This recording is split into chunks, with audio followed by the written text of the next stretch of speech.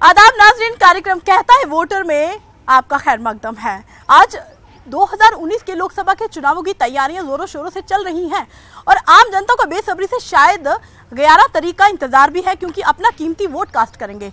कौन होगा इस बार एमपी? और जम्मू पार्लियामेंट की सीट की अगर बात करें तो रमन भल्ला हिट लिस्ट में है, चूंकि नेशनल कॉन्फ्रेंस ने उनको सपोर्ट किया है। बीजेपी के जुगल किशोर जो कि ऑलरेडी एमपी थे उसी एरिया से, और अब चूंकि तीसरा नाम और भी आ रहा है चौधरी लाल सिंह का, जिन्होंने अपनी ही एक पार्टी का गठन किया है, डोगरा स्वाभिमान संगठन। चूंकि बात करें इस बार 25 लोग तो जुड़े ही हैं, उतरे हैं इस रण क्षेत्र में, लेकिन देखना अब ये होगा कि इन तीनों में आखिर कौन बनता है एमपी, क्योंकि निर्भर करता है वोटर्स पे। तो आइए देखते हैं क्या कहता है वोटर। तो फाइनली युवाओं के बीच में आ चुके हैं हम और बेसब्री से इंतजार है युवाओं को 11 तारीख का कि कब वो तारीख आए और वो अपना कीमती वोट उन्हें कास्ट करें। तो जानते हैं उनसे, कुछ बातें करते हैं। आपसे सबसे पहले बात करते हैं, आपका नाम? मेरा नाम महेश बख्शी।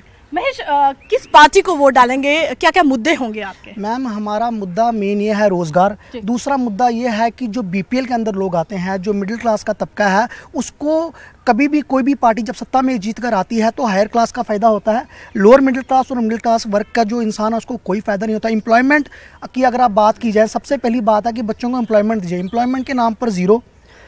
अगर आप राशन की बात की जाए तो राशन के घोटाले करोड़ों रुपए के होते हैं, और जो गरीब तबके का आदमी है उसको राशन उसके घर तक नहीं पहुंचता, जिसके लिए कि राशन बनाया जाता है बेसिकली। ये मुद्दा है। दूसरा मुद्दा जो कि हमारी स्टेट में मैं बात करूंगा, जम्मू कश्मीर स्टेट की बात करूंगा कि और 2014 में जो केएस का रिज़ल्ट आया था वो अभी तक पेंडिंग है, आज तक बच्चे नहीं लगाए गए। हालांकि रूल ये कहता है कि हर साल रिक्रूटमेंट होगी, हर साल नई भर्ती होंगी, बट 5 साल हो गए एक ही भर्ती जो है वो कंटिन्यू नहीं की जा रही है। और जेकेएसएसबी के जो भी रिक्रूटमेंट निकलती है टाइम टू टाइम नहीं निकलती, 2-2 साल 3-3 साल लग जाते हैं। मुद्दे बेसिक हैं, मुद्दे ग्राउंड से जुड़े हैं कि लोगों को उस चीज़ का फायदा हो। मुद्दे बेसिक है, मुद्दे ग्राउंड से जुड़े हुए हैं। युवा बहुत ज्यादा तादाद में इस समय हमारे साथ मौजूद है और भी युवाओं के पास जाएंगे, उनसे बात करेंगे कि आप क्या कहेंगे, किस तरह के मुद्दे रहेंगे जब वोट कास्ट करने जाएंगे? जी मैम, सबसे पहले तो मैं ये कहना चाहूँगा कि जम्मू का जो भी वोटर है, क्योंकि हम लोग काफ़ी देर से इस चीज़ को नोटिस करते आ रहे हैं। आप कश्मीर बेस्ड पॉलिटिक्स को देख लीजिए और जम्मू बेस्ड पॉलिटिक्स को देख लीजिए, हमारी एक स्ट्रॉन्ग रिप्रेजेंटेशन जो है वो सेंटर में नहीं है, जिसकी वजह से हम जम्मू का युवा हमेशा, जो कि हम भारत माता की जय के नारे लगाते हैं, हमें हमेशा डिस्क्रिमिनेट किया जाता है। और जो लोग पत्थरबाजी करते हैं उन लोगों को आगे जाके हर जगह उनको प्रमोट किया जाता है। आप जम्मू की बात कीजिए, अगर जम्मू का युवा कितनी उन्होंने बीजेपी को सपोर्ट की, बीजेपी को उन्होंने वोट किया और उसका खामियाजा हमें भुगतना पड़ा। मैम 85% ऑफ आप कहेंगे कि एम्प्लॉयमेंट वो कश्मीर में गई और 15% यूथ जो हमारा जम्मू में है, मतलब अभी 2200 पोस्टें देख लीजिए टीचर्स की कश्मीर में निकाली गई और जम्मू वाले युवाओं को इस बार भी मतलब बेरोजगार रहना पड़ा। तो ये आप कुछ फिर से कहना चाहते हैं? मेरा कहने का ये मतलब है कि जम्मू को कश्मीर से, कश्मीर को जम्मू से नारे मारने की जो राजनीति है ये इससे अलग होना चाहिए। हमारी लड़ाई कश्मीर की जम्मू से नहीं, जम्मू की कश्मीर से नहीं, हमारी लड़ाई रोजगार की है। मैं आपको बताना चाहता हूँ कि अभी पीडीपी और भारतीय जनता पार्टी की सरकार थी, उस सरकार के चलते एसपीओ की 9000 भर्ती निकली थी, 7000 कश्मीर में भर्ती गई, 2500 यहाँ आई। हमें कश्मीरियों से प्रॉब्लम नहीं है, हमें यह है कि जो हमने 25 ठेकेदार एमएलए बनाकर यहाँ से भेजे, उन्होंने जम्मू के लोगों के लिए क्या दिया, उन्होंने क्या किया? आप बात करें यहाँ पर किसी से भी कि 2014 से लेकर 19 के बीच में कितने ही लोगों ने राशन की दुकान पर जाके राशन लिया? नहीं लिया। ये घोटाला है, क्या इसकी कोई बात नहीं करेगा?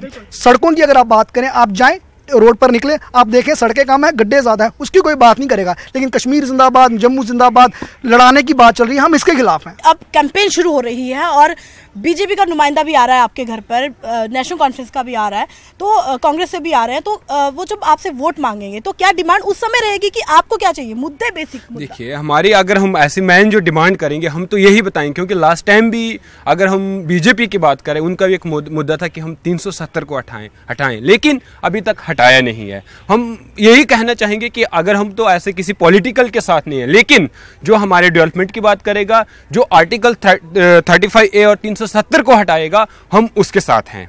क्यों? क्योंकि अगर वो हटेगा तो हमारी जो स्टेट है यहाँ पे डेवलपमेंट होगी। जो यहाँ पे डिस्क्रिमिनेशन होता आ रहा है, उस डिस्क्रिमिनेशन को जो है खत्म कर दिया जाएगा। जो एक तरफ कहते हैं, बड़ी आवाजें मारते हैं कि वी आर सेकुलर, लेकिन जब सेकुलरिज्म की बारी आती है ना, वो सेकुलरिज्म खत्म हो जाता है, एकदम जो है सेकुलरिज्म से जाकर कम्युनलिज्म की ओर आता है। बहुत बातें होंगी, बहुत चर्चा चलेगी, बहुत से युवा इस समय जोश में हमसे बात करना चाहते हैं, आपसे बात करें। जब भी इलेक्शंस का टाइम आता है तब इनको भारत माता याद आती है, लेकिन उससे जब मेन जो मसला है वो अनएम्प्लॉयमेंट का, तब इनको एम्प्लॉयमेंट याद नहीं आती। जो यहाँ का जो अपने घोटाले इनको याद नहीं आते। मतलब पहले जब इलेक्शन हुए तब आपकी किस तरह की डिमांड सही थी 2014 में? 2014 में जब एनडीए गवर्नमेंट ने अपना मोदी जी ने अपने जो वो मैनिफेस्टो में वादे किए थे, जैसे राम मंदिर का वादा किया था, 370 हटाने का वादा किया था, वो वादे कहाँ हैं आज? हिंदुओं की भावनाओं के साथ खेला गया। तब उनको शर्म नहीं है? 56 इंच के सीने की बात करते थे, कहाँ गया वो 56 इंच का सीना? जब आज जब एम्प्लॉयमेंट की बात है, यहाँ का जम्मू का जो युवा है वो सारा बेरोजगार है, सड़कों पे पत्थर मारने में मजबूर कर दिया जम्मू के युवाओं को। तब उनको एम्प्लॉयमेंट की बात नहीं आई, आज उनको यहाँ पर ठेकेदारी बनने की बात आ गई। उनको 5 साल थे, युगल किशोर शर्मा कहाँ थे? 5 साल में वो एक बार नहीं अपनी किसी भी कॉन्स्टिट्यूंसी में जाकर गए और 5 साल के बाद वोट मांगने सीधा है। मैं तो वहां पर कंप्लेन करवाने जा रहा था कि हमारा सांसद लापता है। शर्म आनी चाहिए ऐसे भाजपा के नेताओं को जो वोट मांगने हमारे पास आए। और अगर वोट मांगने लापता है, ऐसे इस कंप्लेन इनको करनी पड़ी क्योंकि 5 साल में कहीं जुगल किशोर जी दिखे ही नहीं। देखिए मैम, सबसे पहले मेरे भाई ने कहा यहाँ पे कि अनएम्प्लॉयमेंट जो है वो यहाँ पे बढ़ती जा रही है। मैं अपने इसी भाई से ये पूछना चाहता हूँ कि आप अगर 3 डिवीजन की आप बात कर रहे हो, आप लद्दाख डिवीजन की बात करो, आप कश्मीर डिवीजन की बात करो, आप जम्मू डिवीजन की बात करो, तीनों डिवीजन की आप पॉपुलेशन की बात करो, जहां पर मात्र 7% पॉपुलेशन है वहां पे 85% जो है अनएम्प्लॉयमेंट होती है। क्या ये डिस्क्रिमिनेशन नहीं है? युवाओं को बहुत दिक्कत, बहुत परेशानियों का सामना उस समय करना पड़ता है जब अपने माता पिता की मेहनत की कमाई से वो पढ़ाई तो करते हैं, लेकिन जब उन्हें रोजगार नहीं मिलता तो बेहद दुख होता है इस बात का कि जिस कीमती वोट को वो इस्तेमाल करके एक आम इंसान को, आम शख्स को राजनीति में लाते हैं या फिर किसी आम शख्स को ही अपना कीमती वोट डालकर सांसद में भेजते हैं ताकि उनकी बात वहां पर रखी जाए। जब उनकी बात वहां पर नहीं होते हैं तो थोड़ा सा दुख तो जरूर होता है। लेकिन इस सारे कार्यक्रम की अगर बात करें, चूंकि मुद्दा इस समय गरमाया हुआ है और युवा भी गरमा चुके हैं क्योंकि उनको बहुत रोष में है इस समय कि कोई कहता है हमें बीजेपी का कोई उम्मीदवार दिखा नहीं, तो कहीं कोई कहता है डेवलपमेंट नहीं हुई है। तो बहुत से और भी यहाँ पर युवा है, उनसे बात करेंगे।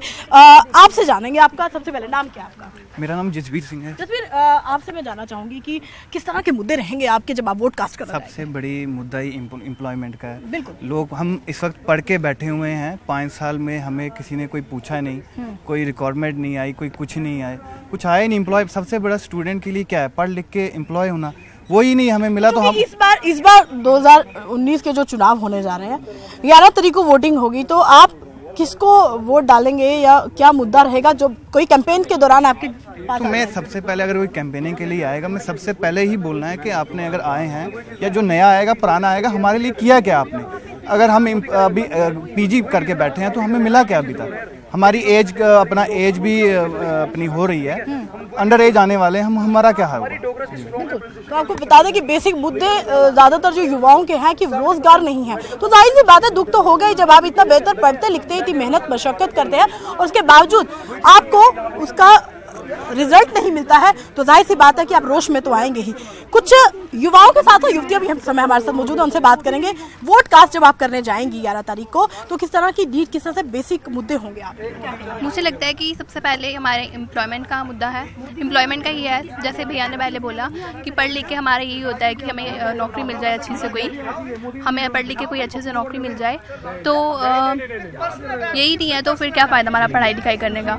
अब यहाँ पे PhD करके लोग बैठे हैं, एमफिल करके लोग बैठे हैं, उनका क्या फ़ायदा पढ़ने का? Employment, I think employment is the main. तो बिल्कुल युवाओं का कहना है कि अगर पढ़ने लिखने का फायदा तभी होगा जब उनको रोजगार मिलेगा। आपसे बात करेंगे, क्या कहना चाहेंगे आप? किस तरह?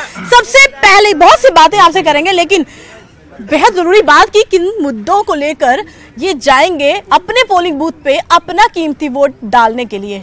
सवाल बाद में बहुत है, लेकिन पहले ये कि मुद्दा क्या रहेगा? मैम देखिए, अगर हम बात करें 2014 लोकसभा इलेक्शन की, तो हमने वोट बीजेपी को देके यहाँ से मेंबर ऑफ पार्लियामेंट वहाँ पे भेजे, और यहाँ तक असेंबली की बात की जाए तो 25 MLA हमने यहाँ के। इन्होंने किसको वोट किया? देखिए आप पर्सनल हम बात नहीं कर रहे हैं, हम लोकसभा की बात कर रहे हैं, हम लोकसभा की बात कर रहे हैं। देखो अभी ये दूसरों को आराम से बात करने के लिए कह रहे थे, इनकी हमेशा बीजेपी की हमेशा यही बात रही है कि वो कि अपनी बात खत्म करके दूसरे को बोलने नहीं देते। और देखो आज भी देखो सबके पास जाएंगे, सबकी बारी आएगी, सबके मुद्दे सुने जाएंगे। मैं कुछ बोलना चाहूंगा मैम। 2014 से पहले वीडियोस निकाल के देखें, प्रकाश जावड़ेकर, रविशंकर प्रसाद जो लॉ मंत्री हैं, इनके राजनाथ सिंह जी, स्मृति ईरानी जी, रोते थे सड़कों पे जाके, एलपीजी सिलेंडर रख के, एलपीजी क्या खानी थी? आज एलपीजी का सिलेंडर 800 रुपए का। अब कोई एलपीजी पे बात नहीं करता। पेट्रोल डीजल की आप निकालें जरा, 80 रुपए की सिलेंडर की बात में मैम 80 रुपए डीजल पेट्रोल, देखिए प्लीज संयम रखे, हमने आपकी बात सुनी। 80 रुपए पेट्रोल डीजल मिलता था तब इनको चुपता था, आज वो पेट्रोल उसी दाम पे मिल रहा है। ये मुद्दे हैं मैम, इन मुद्दों से ये लोग भागते हैं, इन मुद्दों से लोग दूर भागते हैं क्योंकि इनसे ये मुद्दे हल नहीं होते। कांग्रेस 500 से हमारे लिए काम भी किया, उसने लोअर मिडिल क्लास के काफी काम किए हैं। और हमारे स्टूडेंट हैं, हमने देखा कि हम यहाँ पे स्टडी कर रहे हैं, हमारे स्टेट के पेपर इतने लेट होते हैं, रिजल्ट लेट आते हैं, उसका क्या? बिल्कुल, युवाओं के हमने मुद्दे सुने, उनकी बातें सुनी। कहता है वोटर के इस भाग में भी छोटा सा ब्रेक मिलते हैं, बने रहिए हमारे साथ। कार्यक्रम कहता है वोटर में एक बार फिर से आपका खैर मकदम है और अब बात करेंगे आखिर कौन होगा 2019 लोकसभा चुनाव के लिए जम्मू पुंछ सीट से एमपी। बहुत से युवा जोश में हैं, हमारी बातों का जवाब देना चाहते हैं, लेकिन अब हम शुरुआत करेंगे उन लड़कियों से, क्योंकि कईयों ने वोट डाला नहीं है और कईयों ने दूसरी बार वोट कास्ट करना है। क्यों और कैसे, आपसे बात करेंगे। कहाँ से हैं आप? मैं कारगिल से हैं। आपसे बात करेंगे क्योंकि जम्मू पुंछ सीट से इलेक्शंस जो है वो होने वाले हैं 11 तारीख को। आप क्या कहेंगे कि किस पार्टी को वोट डालना चाहिए? क्योंकि आप तो कारगिल से अपना वोट तो यहाँ डालेंगे नहीं, बाकियों को, अपने दोस्तों को क्या कहेंगे? मैं चाहती हूँ कि वो लोग बीजेपी को वोट करें, क्योंकि अभी सेंटर में उनका ज़्यादा ये पावर है, तो उनका जो भी प्रॉब्लम है वो बीजेपी के जरिए के थ्रू सॉल्व हो सकते हैं। अब किस तरह की प्रॉब्लम जो आपको लगता है कि बीजेपी जो है वो सॉल्व करेगी? जैसे कि बच्चों को, फॉर एग्जांपल बच्चों को अभी बच्चे बोल रहे थे कि उनको जॉब के लिए प्रॉब्लम हो रहे हैं, और भी बहुत सारी चीज़ें हैं, जैसे कि रोड्स के बारे में बोल रहे हैं वो लोग, और भी बहुत सारे, तो उन सब के बारे में वो लोग बीजेपी जो है इसका सॉल्व कर सकते हैं। तो इन्होंने कहा कि बीजेपी सॉल्व कर सकती है बेसिक मुद्दों को। अब देखना यह है कि एमपी आखिर बनता कौन है। इस रण क्षेत्र में 3 उम्मीदवार जिनका नाम हिट लिस्ट में है। कहा जा रहा है रमन भल्ला, दूसरा जुगल एमपी, माफ कीजिए, दूसरा जुगल किशोर जो कि ऑलरेडी एमपी रहे हैं बीजेपी से, और तीसरा नाम सुनने में आ रहा है, जनता कह रही है कि डोगरा स्वाभिमान संगठन से चौधरी लाल सिंह जो है वो जीत के कटघरे में है। आपसे बात करेंगे कौन होगा अगला एमपी? मैम, होगा ये तो मुझे नहीं पता, लेकिन मैं जो अपना वोट है मैं बद्रीनाथ जी को दूंगी, जो बीएसपी से इलेक्शन में है। क्योंकि बीएसपी पार्टी जम्मू में इतना अपनी जगह नहीं बना पाई है, तो आप क्यों उनको? वो इसलिए जगह नहीं बना पाई क्योंकि हम उन पे ट्रस्ट ही नहीं करते और हम उनको वोट ही नहीं देते, इस वजह से। और मुझे लगता है कि अगर वो बन जाएं तो शायद जो हमारे मिडिल क्लास लोग हैं, सबसे ज़्यादा उनके लिए जो अनएम्प्लॉयमेंट है वही हटा सकते हैं। तो आपको नहीं लगता जहां एक तरफ देश का प्रधानमंत्री जिन्होंने 2014 में विजय प्राप्त की, तो इतना कुछ वो नहीं कर पाए, अभी भी लोग नाराज हैं, तो आपको लगता है बीएसपी? लेकिन मैम, उनको चांस मिला है ना, हमें इनको भी तो चांस देना चाहिए कि वो कर पाते हैं कि नहीं। अगर हम यही सोचेंगे कि वो कर ही नहीं पाएंगे तो वोट ही नहीं देंगे, तो वो तो होगा नहीं ना।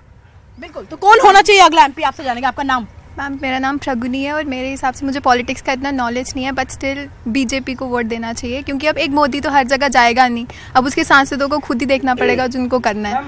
तो इन्होंने कहा कि मोदी हर जगह नहीं जाएंगे, उनके सांसदों से ही पता चलेगा, उनके सांसद जो काम करेंगे, उनकी जम्मू की जो बात करेंगे, उनको बनना चाहिए। तो जाहिर सी बात है इन्होंने मोदी को सपोर्ट किया। बहुत से युवा, बिल्कुल मोदी जी अगर हर जगह नहीं जाएंगे। सबसे पहले आपसे बात करेंगे, आप क्या कहेंगे कौन होना चाहिए अगला? देखिए मैम, अगर हम रमन भल्ला की बात करें, वो कांग्रेस से है, तो कांग्रेस की अगर आप मैनिफेस्टो, जब उनका खुद का एक नेशनल का मैनिफेस्टो नहीं है, तो अब रमन भल्ला जी क्या करेंगे? पप्पू जी क्या करेंगे? मैं यही राहुल गांधी जी की बात करूं, कल की उन्होंने बात की, वो 72,000 रुपये हर एक फैमिली को देंगे। शाम को 2 दिन के बाद खुद ही अपनी स्टेटमेंट चेंज करते हैं। क्या उनको क्या करना है? बात रही चौधरी लाल सिंह जी की। चौधरी लाल सिंह पहले कांग्रेस में, फिर बीजेपी में, अब वो डीएसएस में। अरे भाई, आपका खुद का विजन नहीं है, आप दूसरों को कैसे चलाओगे अपने साथ? मैं उनका विजन बताऊं मैम, मैं चौधरी साहब के लिए एक ही बात कहूंगा, उन्होंने जो भी इशू रेस किया है, आपको पता है, वो जब उनको डोगरा स्वाभिमान संगठन का जब शुरुआत हुई, वो रसाना केस को लेकर हुई, जब वो बीजेपी में थे, उन्होंने काफी सारी फाइट की उस चीज को लेकर। 1 साल तक इशू चला। मैक्सिमम लोगों को यहाँ पता है कि रसाना केस में जो भी इशू है वो लोग बेगुनाह हैं।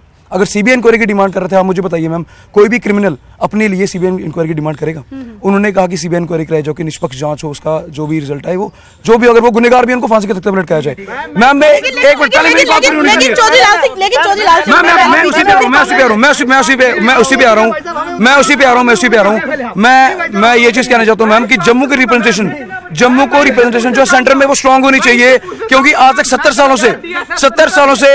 सालों से कश्मीर बेस्ड पॉलिटिक्स। आपको लगता है, सवाल ये कि आपको लगता है चौधरी लाल सिंह एमपी बनेंगे? Ma'am, he is a deserving candidate, उनको जीतना चाहिए। अगर जम्मू की आवाज को सेंटर तक पहुंचाना है तो चौधरी लाल सिंह का जीतना बहुत जरूरी है। अगर कश्मीर में लद्दाख भी है, जम्मू भी है, कश्मीर भी है, चौधरी लाल सिंह डोगरों की बात कर रहे हैं, डोगरा नहीं है। मैम, आप ये चीज देखिए ना, कश्मीर वाला कश्मीरी, लद्दाख वाला लद्दाखी, तो जम्मू वाला डोगरा क्यों नहीं हो सकता मैम?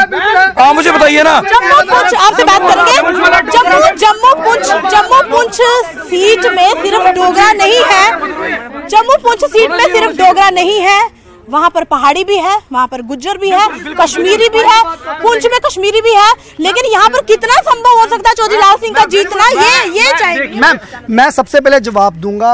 मेरी बहन ने बोला कि मोदी जी हर जगह नहीं जाएंगे, बिल्कुल सही कहा। मोदी जी अगर हर जगह नहीं जा सकते तो अपने जो कैंडिडेट हैं वो उस तरह के रखे ना जिनका अस्तित्व है उनके एरिया में। जो 5 साल से लापता है वो लोग सिफारशी हाईकमान से गन सन करके टिकटें ले लेते हैं। और मेरे एक भाई ने कहा नेशनल इंटरेस्ट की बात की जाए, नेशनल इंटरेस्ट की बात है। जब बात नेशनल इंटरेस्ट की है तो उसमें कोई भी दो राय नहीं है, लेकिन जब भी इलेक्शन की बात आती है मैम, असल मुद्दों से बात को भटका दिया जाता है, इनके मुद्दों को भटका दिया जाता है। चलिए बात करते हैं कौन बनेगा अगला एमपी। जम्मू पुंछ सीट से आपसे बात करेंगे, कौन होना चाहिए अगला एमपी? अगला मैं कहती हूँ कि वोट जो है कैंडिडेट को जाना चाहिए, बेसिकली जिसका रिकॉर्ड साफ है और जो काम करने वाला हो, क्योंकि आजकल देख रहे हैं हम लोग पर्सनालिटी पॉलिटिक्स जो है वो ज्यादा फ्लरिश हो रही है। मतलब उनका एक माउथ पीस है, राहुल जी पर्सनालिटी है, अपनी पार्टी को रिफ्लेक्ट करते हैं। अब उन्होंने प्रियंका जी को लाया बीच में, यहाँ से मोदी जी है, लेकिन अब हम अगर देखें तो बीजेपी में मोदी जी पार्टी का पूरा का कुछ कह नहीं सकते, लेकिन फिर भी बीजेपी ने बहुत सारे चेंजेस लाए हैं। आपसे बात करेंगे, आपका नाम? मेरा नाम स्मृति वर्मा है। क्या कहेंगे कौन होना चाहिए अगला एमपी? मैं मोदी जी को ही सपोर्ट करूंगी ऑब्वियसली, क्योंकि जो मैंने देखा है उन्होंने डेवलपमेंट कहीं ना कहीं की है। वो तो डिपेंड करता है हमारा एरिया कैसा है, और हमारे एरिया में उनको मे भी ऐसा कोई रिप्रेजेंटेटिव अच्छा नहीं मिला हो। मैं कहती हूँ कि उनको कोई ऐसा रिप्रेजेंटेटिव लाना चाहिए जो अच्छे से यहाँ पे चेंज ला सके। और डेवलपमेंट में तो कहीं ना कहीं डेवलपमेंट हो रही है, शायद हम उसको इतना नोटिस नहीं कर रहे हैं, लेकिन डेवलपमेंट हो रही है। कुछ मुद्दे हैं जैसे अनएम्प्लॉयमेंट, उसको हम चाहते हैं कि वो सॉल्व करें। कुछ मुद्दे अनएम्प्लॉयमेंट के सॉल्व हो जाए, लेकिन उन्होंने कहा कि डेवलपमेंट हो रही है मोदी सरकार के आने के बाद। और युवाओं के पास हम जाएंगे, आपसे बात करेंगे। कहाँ से हैं आप? राजौरी से मैम। क्या नाम है आपका? मेरा नाम साकिब वानी है। साकिब, आपसे जानना चाहूंगी, चूंकि पुंछ भी उसी एरिया में है जहाँ से ये प्रत्याशी खड़े हो रहे हैं, जिस तरह से नाम रमन भल्ला का भी है, जुगल का भी है, क्योंकि अब राजौरी पुंछ, आपको पता होगा कि जुगल ने कितनी डेवलपमेंट वहाँ की होगी। और अब तीसरा नाम जो जुड़ रहा है चौधरी लाल सिंह का, तो सिर्फ डोगरा तो नहीं है राजौरी में। मैम देखिए, अगर चौधरी लाल सिंह की बात की जाए तो वो सिर्फ डोगरास की बात करते हैं, ना वो पहाड़ीज की बात करते हैं, ना वो कश्मीरीज की बात करते हैं, ना वो उन ट्राइब्स की बात करते हैं जो अनप्रिविलेज्ड हैं। ठीक है, अगर आप रमन भल्ला जी की बात करें तो वो मुझे लगता है वो ज़्यादा इनके ज़्यादा कैपेबल हैं इस पोस्ट के लिए, मतलब एमपी के इलेक्शन के में। और जहाँ बात की जाए जुगल किशोर जी की, तो वो तो हमें 5 साल तो दिखे नहीं, वो कहाँ थे। जहाँ तक मेरे एक भाई ने कहा कि हमने उनके लिए थाने में FIR फाइल कर दी कि भाई वो हमें दिख जाएं कहीं ना कहीं से। अब बात करता हूँ मैं यूथ की, यूथ किस वजह से सफ़र कर रहा है स्टेट के अंदर। पहली बात तो अनएम्प्लॉयमेंट है। यहाँ पे जितने भी स्टूडेंट है वो किसी पोस्ट के लिए फॉर्म फिल करते हैं तो उस रिक्रूटमेंट को नियरली 3 इयर्स लग जाते हैं कंप्लीट होने में। अगर वो कंप्लीट होती भी है तो उस पर कोर्ट में जाके स्टे लग जाएगा, उस प्रोसीजर को कंप्लीट होने में 1 साल और लग जाएगा। तो एक यूथ उस पोस्ट को एक्वायर करने के लिए 5 साल लगा देती है। ठीक है, अगर आप हमारी तरफ से चुन के जाते हो, हमारा राइट है वोट डालना। ठीक है, अगर हमने आपको चुन के भेजा असेंबली में तो आप हमारी बात क्यों नहीं करते, वहां पे उन स्टूडेंट्स की बात क्यों नहीं करते? आपने SRA 202 जब इम्प्लीमेंट किया, बेहतरीन जवाब आपने दिया। लेकिन इस बार क्या लगता है कि कौन जीतेगा जम्मू पुंछ लोकसभा सीट से? मैम जहां तक मुझे लगता है कि रमन भल्ला जी का ज्यादा होल्ड है उस सीट पे, क्योंकि डोगरास के कितने वोट हो सकते हैं ये मैं नहीं कह सकता, ये तो वो बताएंगे। बट लेकिन रमन भल्ला जी सिर्फ डोगरास की बात नहीं करते हैं, वो बात पहाड़ीज की भी करते हैं, वो कश्मीरीज की भी करते हैं, वो ट्राइब्स की बात भी करते हैं। करण सिंह की कंट्रीब्यूशन क्या है, महाराजा हरि सिंह की कंट्रीब्यूशन क्या है, उस लेगेसी को देख के वोट पड़ेगा। कहता है वोटर के आज के प्रोग्राम में बस इतना ही। नई जगह पर, देखेंगे वहां पर आखिर क्या वोटर। वीडियो जर्नलिस्ट अयूब के साथ कोमल सिंह, नेटवर्क 18 जम्मू।